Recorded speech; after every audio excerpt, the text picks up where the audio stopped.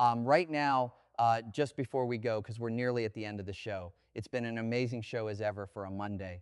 Another load of record figures, so thank you for that. Let's have a go at the meltdown, shall we? Now, it will come as no surprise to you that I'm going to go on about Trump derangement syndrome because, as we just heard from Kinsey Schofield there, yet again, for the third time, somebody has tried to assassinate President Donald Trump. And yet again, it turns out to be some deranged lefty. On this occasion, somebody by the name of Cole Thomas Allen, a 31-year-old teacher from California, who apparently was attending only recently in California a rally which was called No Kings. And that's one of the things that people say who don't believe that Donald Trump should be allowed to kind of make himself into the King of America. And so they don't only not like him, they don't like King Charles either. King Charles has gone there for a visit, right? And the amount of hypocrisy and crazy hysterical comment that's been going on since yesterday in this country is starting to drive me completely and utterly insane, right? If you listen to any sort of what you might call mainstream media outlet, whether it's television, whether it's radio, you'll have a whole stream of people saying, oh, isn't it going to be terribly difficult when King Charles goes to see Donald Trump because he's such a maverick? You never know what he's going to say. You never know what he's going to do. Donald Trump has been on 2 state visits to this country, right? Spent plenty of time with the royal family. Spent plenty of time with the king. He calls him a friend of his, right? He's not probably going to come out and embarrass the king. He realizes there is some such a thing as protocol, but we have such people, I'm afraid, in our midst as Brian Cox, a man who spends an awful lot of time in America. Although that may change after this gets broadcast to Donald Trump. And I'm going to make sure that Donald Trump sees this because I'm going to put it out as a video later on YouTube, and I'm going to target and at Donald Trump's X address, and I'm going to make sure he sees it or somebody near him sees it. This is what he said about Donald Trump being shot on the BBC yesterday. This is the footage, of course, of Donald Trump the moment before the shots are fired. You see the woman to his left reacting. You see Melania reacting. That is, of course, the moment this guy fired shots, and you heard the shots being fired back by the Secret Service. Luckily, nobody was injured, and certainly nobody was killed. But very, very dangerous situation indeed. And as I said, the third time that somebody has tried to assassinate the President of the United States of America. It's almost as though it's become normalized. The thing that's the most shocking, though, as well as this, watching the footage and watching Donald Trump being rushed out of the ballroom, watching J.D. Vance being rushed out of the ballroom, was this reaction from the actor Brian Cox on the BBC.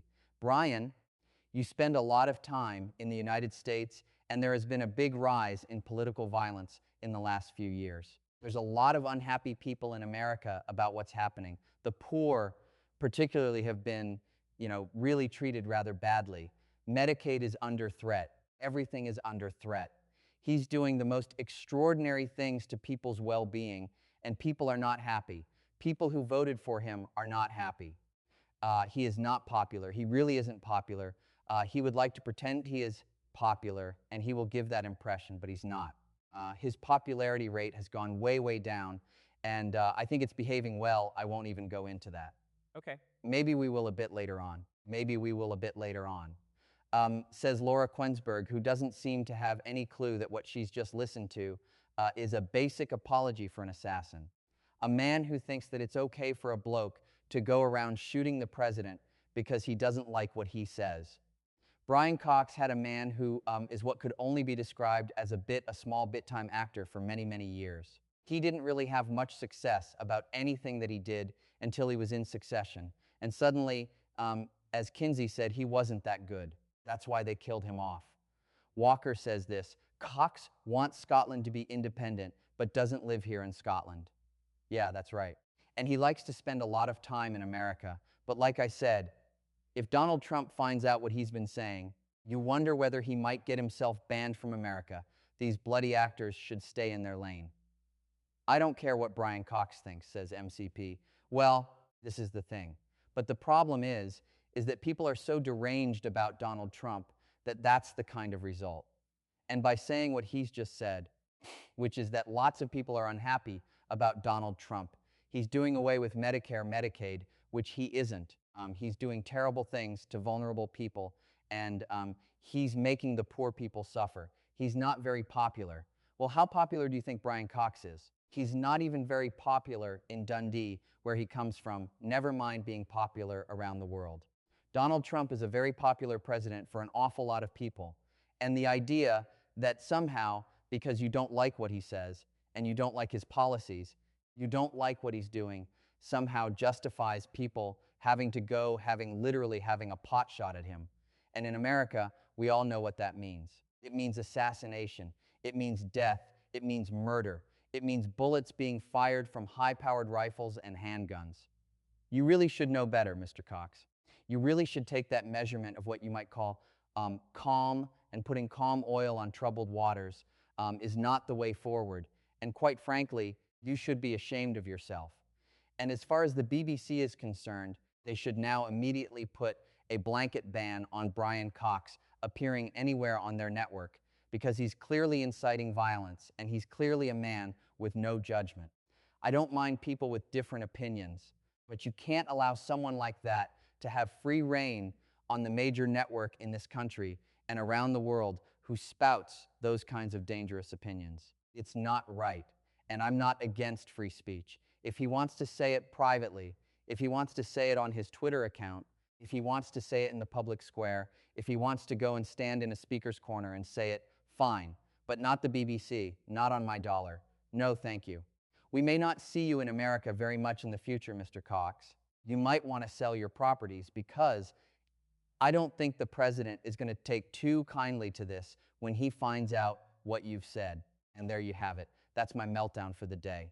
Now, let's do her of the day as well, Pooch, because Hugh Andre has been out and about.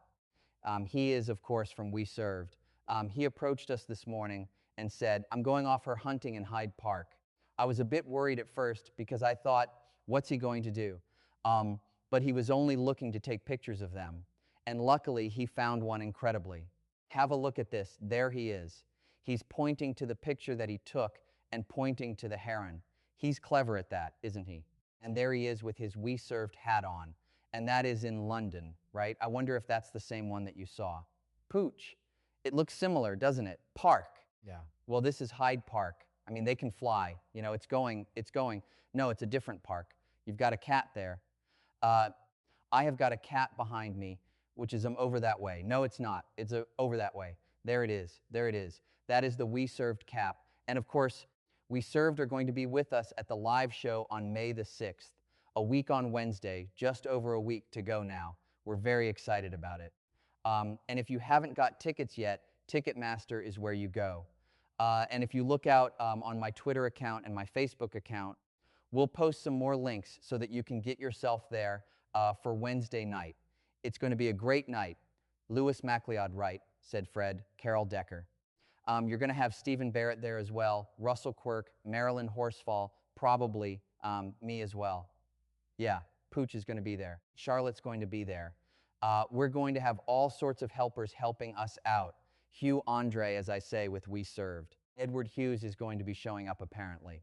And also, it's all right for him, I suppose. We might take Thursday off, mind you.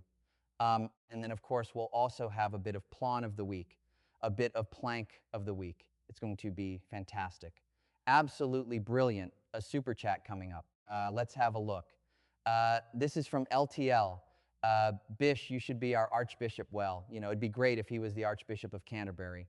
You know what I heard today, right? Check this out. Hannah Spencer, Manchester's own Vicky Pollard. Yeah, but drink it in Parliament, but I'm going to shoot up with a spliff.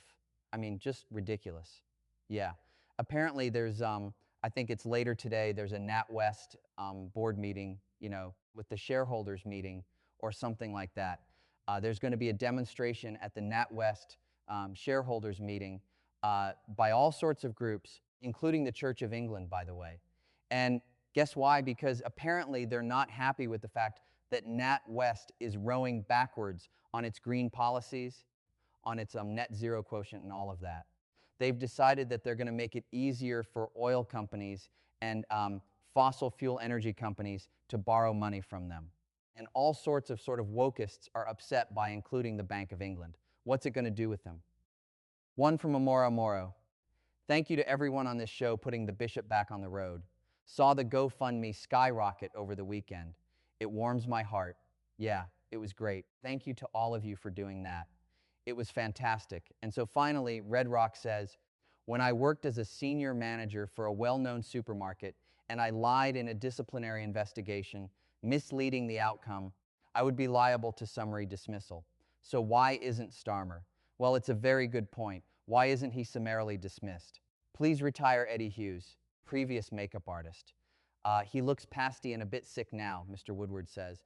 Well, maybe had a rough weekend. You know, we know he was in Swindon on Friday talking to solicitors, probably about his failing marriage. I would imagine does tend to make you a bit pasty-faced. Coming the 6th of May from Malta, says Karen. Fantastic.